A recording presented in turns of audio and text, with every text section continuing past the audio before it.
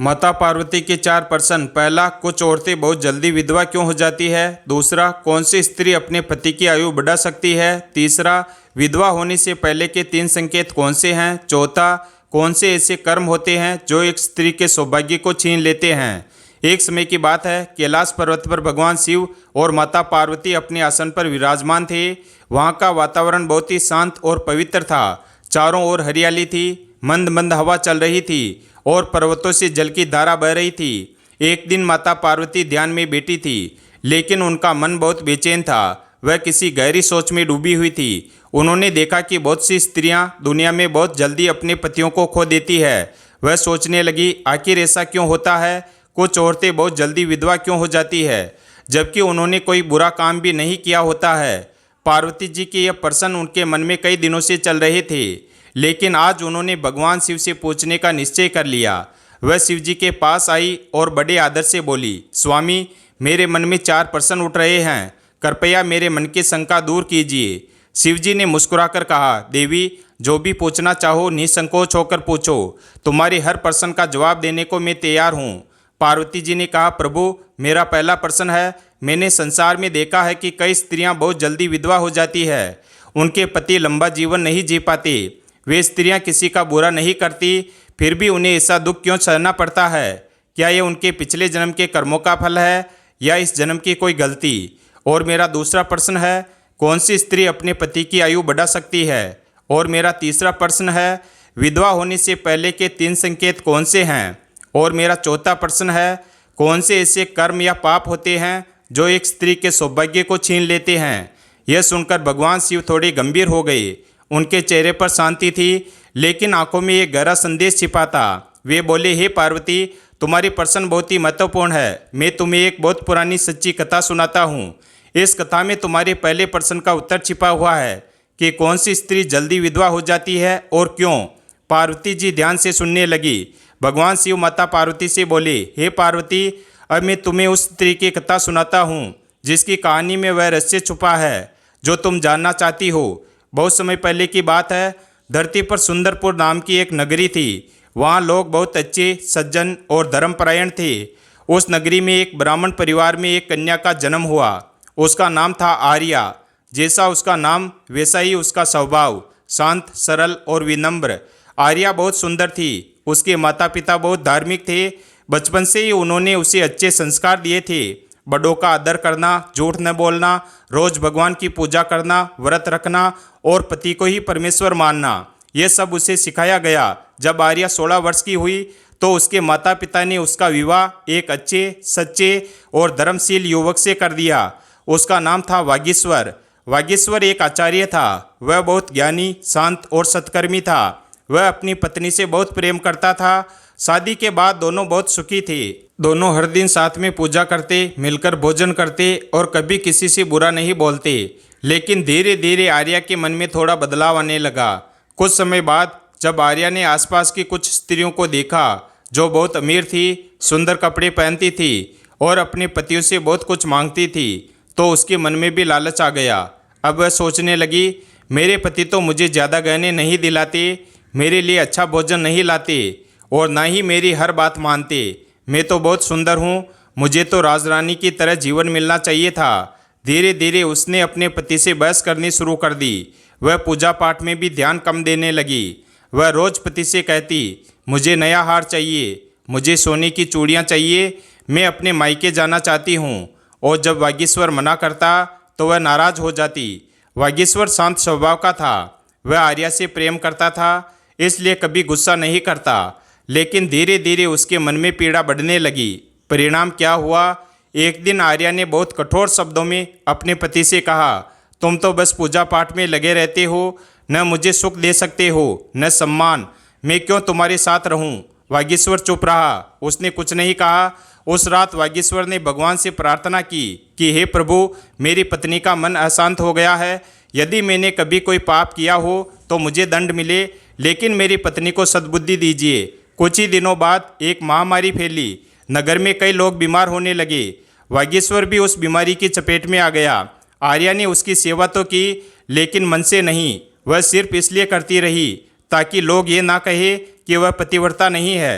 धीरे धीरे वागीश्वर की स्थिति बिगड़ती गई और एक दिन उसने प्राण त्याग दिए। आर्या विधवा बन गई। अब आर्या विधवा हो गई थी। वह जोर जोर से रोने लगी, लेकिन वह सिर्फ बाहर से रो रही थी, भीतर से वह शून्य हो चुकी थी। उसे समझ नहीं आ रहा था कि ऐसा क्यों हुआ। लोगों ने कहा वागीश्वर बहुत अच्छा इंसान था, फिर भी वह जल्दी मर गया। भगवान भी कभी कभी अन्याय करते हैं, लेकिन ऐसा नहीं था। कुछ समय बाद जब आर्या का भी देहांत हुआ, तब उसे यमलोक ले जाया गया। वहाँ उसके कर्मों का लेखा जोखा देखा गया। यमराज ने कहा, हे आर्या, तुमने जीवन में दिखावे के लिए पूजा की, लेकिन मन में पति के लिए आदर नहीं रखा। तुमने बार बार उसका अपमान किया, उसे तुच्छ समझा और केवल सांसारिक सुखों की इच्छा की। यही कारण है कि तुम्हारा पति समय से पहले चला गया। स्त्री के मन का भाव बहुत शक्तिशाली होता है। वह चाहे तो अपने पति की उम्र बढ़ा सकती है और चाहे तो उसे क्षीण कर सकती है। भगवान शिव बोले, हे पार्वती, अब तुम समझी। जब कोई स्त्री अपने पति को तुच्छ समझती है, उसका आदर नहीं करती, हमेशा उसे बदलने की कोशिश करती है, उसे दुख देती है, उसके लिए भगवान से कभी प्रार्थना नहीं करती, तो वह स्त्री अपने पति की रक्षा नहीं कर पाती। ऐसी स्त्री ही अपने पुण्य से वंचित हो जाती है और विधवा बन जाती है। माता पार्वती ने भगवान शिव से अत्यंत करुण स्वर में कहा, स्वामी, आपने जो कथा सुनाई उससे मेरे मन की शंका दूर हो गई। अब मेरा दूसरा प्रश्न है कि कौन सी स्त्री अपने पति की आयु बढ़ा सकती है? वह कौन से कार्य करे जिससे उसका पति दीर्घायु हो और उसका वैवाहिक जीवन सुखी रहे? भगवान शिव मुस्कुराए। उनका स्वर मधुर और ज्ञान से भरा था। शिव जी बोले, हे पार्वती, जैसे बीज की रक्षा करने से पेड़ फलता है, वैसे ही यदि स्त्री अपने विचार और आचरण को पवित्र रखे तो वह पति के जीवन को मजबूत और लंबा बना सकती है। अब मैं तुम्हें उन स्त्रियों के लक्षण बताता हूँ जो अपने पति के जीवन को शुभ और दीर्घायु बनाती है। नंबर 1, पतिव्रता नारी। जो स्त्री अपने पति को ईश्वर तुल्य मानती है, उसकी सेवा करती है, उसके प्रति सच्चा प्रेम रखती है, वह नारी अपने पुण्य से पति की उम्र बढ़ा सकती है। उसका मन कभी इधर उधर नहीं भटकता। नंबर 2, जो पति के दोष नहीं गिनती। वह स्त्री जो हर समय पति की आलोचना नहीं करती, बल्कि उसे प्रोत्साहित करती है, समझदारी से बातें करती है और घर में सुख शांति बनाए रखती है, वह घर को स्वर्ग बना देती है। ऐसी स्त्री के घर में लक्ष्मी और आयु दोनों बनी रहती है। नंबर 3, जो पति के साथ हर परिस्थिति में खड़ी रहती है। यदि स्त्री दुख में भी पति का साथ न छोड़े और सुख दुख में एक जैसा व्यवहार करे, तो भगवान भी उस स्त्री से प्रसन्न होते हैं। नंबर 4, जो धार्मिक व्रत और पूजा करती है। करवा चौथ, हरतालिका तीज, सोमव्रत, प्रदोष व्रत जैसे व्रत करने वाली स्त्री अपने पति की आयु में वृद्धि करती है। वह अपने आत्मबल से पति के जीवन की रक्षा करती है। नंबर 5, जो मधुर वाणी बोलती है। कठोर शब्द, ताने, उपेक्षा और कटुता घर को नरक बना देती है, लेकिन जो स्त्री मधुरता से बात करती है, वह अपने पति का मन शांत रखती है और मन की शांति सबसे बड़ी औषधि है। भगवान शिव आगे कहते हैं, हे पार्वती, अब मैं तुम्हें एक सच्ची पतिव्रता स्त्री की कथा सुनाता हूँ। एक ऐसी स्त्री की जिसने अपने सच्चे प्रेम और श्रद्धा से अपने पति को मृत्यु से बचाया। उसका नाम था सुमति। बहुत समय पहले की बात है। सोनपुर नामक एक नगर था, जहाँ एक गरीब किंतु धर्मनिष्ठ ब्राह्मण रहता था। उसका नाम था दयाशंकर और उसकी पत्नी थी सुमति। वे दोनों बहुत ही साधारण जीवन जीते थे, लेकिन उनमें अपार प्रेम और विश्वास था। सुमति बचपन से ही ईश्वर भक्त थी। उसके माता पिता ने उसे सिखाया था कि पति ही स्त्री का परम देवता है, उसकी सेवा ही सबसे बड़ा धर्म है। सुमति इस उपदेश को अपने जीवन का आधार बना चुकी थी। सुमति रोज सूर्योदय से पहले उठती, स्नान करके पहले तुलसी पर जल चढ़ाती, फिर अपने पति की सेवा करती।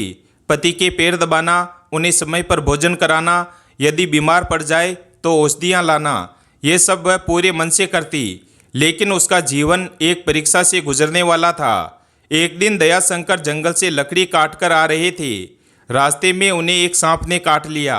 कुछ ही पलों में वे अचेत हो गए। गांव के लोग उन्हें लेकर घर आए। वैद्य ने देखा और धीरे से कहा, इनका प्राण काल नज़दीक है, बहुत कठिन समय है। यह सुनकर सब लोग रोने लगे, पर सुमति नहीं रोई। वह अपने पति के सिर के पास बैठ गई और धीरे धीरे उनके पैरों को दबाने लगी। वह बोली, मैं भगवान से हार नहीं मानूंगी। जब तक प्राण है तब तक अपने पति को बचाने का प्रयास करूंगी। सुमति ने संकल्प लिया कि वह शिवजी का रुद्राभिषेक करेगी और 11 सोमवार का व्रत रखेगी। उसने कहा, हे नीलकंठ, आप ही मेरे पति की रक्षा कर सकते हैं। यदि मेरा प्रेम और सेवा सच्चा है तो मेरे पति को जीवन दान अवश्य मिलेगा। रात भर उसने रुद्राष्टक का पाठ किया। अश्रु उसकी आंखों से बहते रहे, लेकिन विश्वास में कमी नहीं आई। मध्य रात्रि का समय था। 4 यमदूत घर के बाहर आए। जैसे ही उन्होंने दयाशंकर की आत्मा लेने के लिए कदम आगे बढ़ाया, एक प्रकाश पुंज उनके सामने प्रकट हुआ। वह कोई और नहीं, स्वयं भगवान शिव थे। उन्होंने यमदूतों से कहा, हे यमदूतों, इस आत्मा को तुम नहीं ले जा सकते। इसकी पत्नी सुमति ने अपने प्रेम, तपस्या और श्रद्धा से इसे मृत्यु से बचा लिया है। तुम लौट जाओ। यमदूत कांप उठे। उन्होंने प्रणाम किया और लौट गए। सुबह होते ही दयाशंकर ने आंखें खोल दी। पूरे गांव में हर्ष की लहर दौड़ गई। उस दिन भगवान शिव ने सुमति को स्वप्न में दर्शन दिए। उन्होंने कहा, हे सुमति, तुमने ये सिद्ध कर दिया कि सच्चा प्रेम, श्रद्धा और सेवा मृत्यु को भी टाल सकते हैं। जो स्त्री तुम्हारे जैसे आचरण का पालन करती है, उसका पति कभी समय से पहले नहीं मरता और वह स्त्री कभी विधवा नहीं होती। यह कथा सुनकर माता पार्वती की आंखों से आंसू बहने लगे। उन्होंने शिव जी से कहा, स्वामी, आपने आज मुझे वो ज्ञान दिया जो करोड़ों जन्मों की साधना से मिलता है। अब मैं हर स्त्री को यह संदेश देना चाहती हूँ कि यदि वह प्रेम, श्रद्धा और सेवा से जीवन जिए तो वह अपने पति की रक्षा स्वयं कर सकती है। माता पार्वती भाव विभोर थी। उन्होंने भगवान शिव से हाथ जोड़कर कहा, हे नाथ, आपने जिस प्रकार मुझे सुमति की कथा सुनाकर यह समझाया कि एक नारी अपनी श्रद्धा, सेवा और संयम से अपने पति के जीवन की रक्षा कर सकती है, वह ज्ञान अमूल्य है। अब मेरा तीसरा प्रश्न है कि किस स्त्री को यह ज्ञान अवश्य अपनाना चाहिए और विधवा होने के क्या संकेत पहले से प्रकट होते हैं जिससे कोई स्त्री सजग हो सके। भगवान शिव गंभीर स्वर में बोले, हे देवी, यह प्रश्न अत्यंत महत्वपूर्ण है। मैं आज तुम्हें यह गूढ़ रहस्य सरल भाषा में समझाता हूँ जिससे हर स्त्री अपने जीवन को सुधार सके। किन स्त्रियों को यह ज्ञान अपनाना चाहिए? नंबर 1, जो नारी बार बार पति से झगड़ा करती है, हर बात पर तकरार, ताना मारना, अपशब्द बोलना, यह पति के मन को दुर्बल बनाता है। ऐसे में पुरुष का जीवन धीरे धीरे रोग और तनाव से गिर जाता है। नंबर 2, जो स्त्री अपने पति के माता पिता का तिरस्कार करती है, जो स्त्री सास ससुर की सेवा नहीं करती और उन्हें बोझ समझती है, उसका घर कभी शांत नहीं रहता। पति का पुण्य धीरे धीरे क्षीण होता है। नंबर 3, जो स्त्री दूसरों से तुलना करती है, देखो उसका पति कितना कमा रहा है, तुम क्या कर रहे हो, यह बातें पति को मानसिक रूप से चोट पहुंचाती है। यह भी एक प्रकार की हिंसा है। नंबर 4, जो स्त्री पवित्र व्रत त्योहारों का अपमान करती है, यदि कोई स्त्री कहती है यह सब ढकोसला है, पूजा से क्या होता है, तो वह अपने भाग्य का स्वयं ही हनन कर देती है। नंबर 5, जो स्त्री पति को अपमानित करती है, पति के आत्मसम्मान को तोड़ना, उसे दूसरों के सामने नीचा दिखाना, यह स्त्री को अज्ञात पाप का भागी बनाता है। ऐसी स्त्रियों को विशेष रूप से शिव ज्ञान को अपनाना चाहिए। विधवा होने से पहले के संकेत। शिव जी बोले, हे पार्वती, मृत्यु से पहले कुछ संकेत स्त्रियों को स्वप्न और व्यवहार में मिलते हैं। यदि समय रहते समझ लिया जाए तो विपत्ति टाली जा सकती है। नंबर 1, स्वप्न संकेत। पति को सफ़ेद वस्त्रों में देखना, स्वप्न में खुद को रोती हुई देखना, सूने आंगन, सूखी तुलसी या उजड़े हुए मंदिर के दर्शन, टूटी चूड़ियाँ या बिखरे सिंदूर का सपना आना। नंबर 2, मनोभाव संकेत। स्त्री को अचानक मन भारी लगना, बिना कारण उदासी और भय का अनुभव होना, किसी भी शुभ कार्य में मन न लगना, पति को लेकर अनचाही शंका या डर बार बार आना। नंबर 3, घरेलू संकेत। घर में तुलसी का पौधा मुरझा जाना, रसोई में बार बार अग्नि बुझ जाना, हर व्रत में विघ्न आना और शुभ तिथियों पर अस्वस्थता।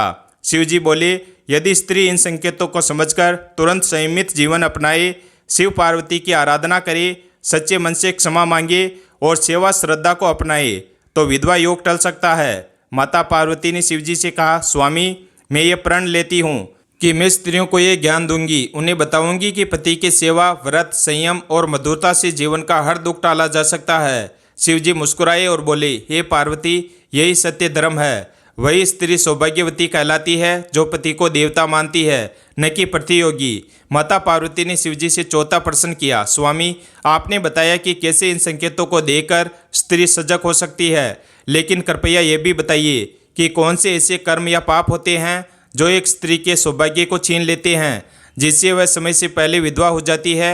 भगवान शिव बोले, हे पार्वती, संसार में हर कर्म का फल निश्चित है। जो स्त्रियां कुछ विशेष पाप करती है, उनके पति का जीवन छोटा हो जाता है। ऐसे पापों से हर स्त्री को बचना चाहिए। सुनो वे कौन कौन से पाप हैं। नंबर 1, पति के साथ छल करना।